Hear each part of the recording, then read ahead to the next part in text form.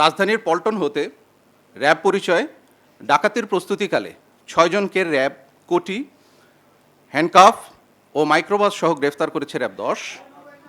এবং রাজধানীর লালবাগে কারখানা কর্মচারী মোহাম্মদ হোসেনকে ছুরিকাঘাতে চাঞ্চল্যকর হত্যার মামলায় র্যাব 10 ও পুলিশের যৌথ অভিযানে একজনকে ঘটনার 4 ঘন্টার মধ্যেই গ্রেফতার করতে সক্ষম হয়েছে র্যাব 10।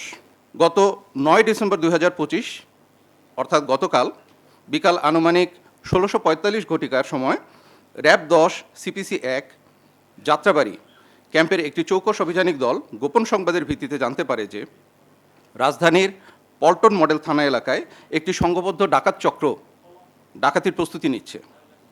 ডাকাত দলের সদস্যদের গতিবিধি সন্দেহজনক হলে তাদের মাইক্রোবাসটি আভিযানিক দলটি পল্টন মডেল থানার ভিআইপি রোড এলাকার থামিয়ে চ্যালেঞ্জ করে এবং মাইক্রোবাসে থাকা 6 জন ব্যক্তি নিজেদেরকে র্যাব পরিচয় প্রদান করে। এ সময় নিজেদের র্যাব সদস্য পরিচয় দিলেও পরিচয়পত্র যাচাই করে সেগুলো ভুয়া বলে প্রমাণিত হয়। পরবর্তীতে তাদের আটক করে মাইক্রোবাসটি তল্লাশি করা হলে র্যাব লেখা 4টি কোটি, 4টি হ্যান্ডকাপ, র্যাবের ভুয়া আইডি কার্ড 5টি,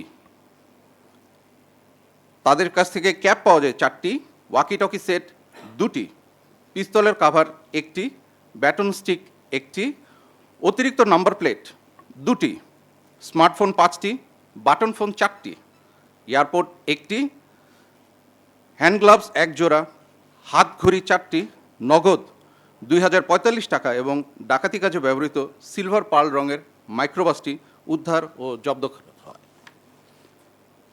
গ্রেফতারকৃত আসামিদের প্রাথমিক জিজ্ঞাসাবাদে জানা যায় যে শহীদ মাঝি, মামুন ও মিজানের পরিকল্পনা মতে আসামি মোহাম্মদ জুয়েল বিশ্বাস, মোহাম্মদ আলামিন দুয়ারি পূর্বেও র্যাব সহ আইন শৃঙ্খলা বাহিনীর পরিচয় দিয়ে দেশের বিভিন্ন স্থানে আসামি মোহাম্মদ আবুল কালাম আজাদের চালিত মাইক্রোবাস ব্যবহার করে ডাকাতি ও দস্যুতা করে আসছে।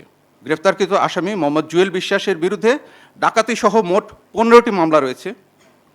আলামিন দুয়ারি দীপু এর বিরুদ্ধে ডাকাতি ও অস্ত্র আইনের মামলাসহ মোট 15টি মামলা রয়েছে। সাজ্জাদ হোসেনের বিরুদ্ধে ডাকাতি সহ আরও বিভিন্ন ধরনের মামলায় মোট 6টি মামলা রয়েছে। খবরের কাগজ, নিখাত, নির্ভীক, নিরপেক্ষ।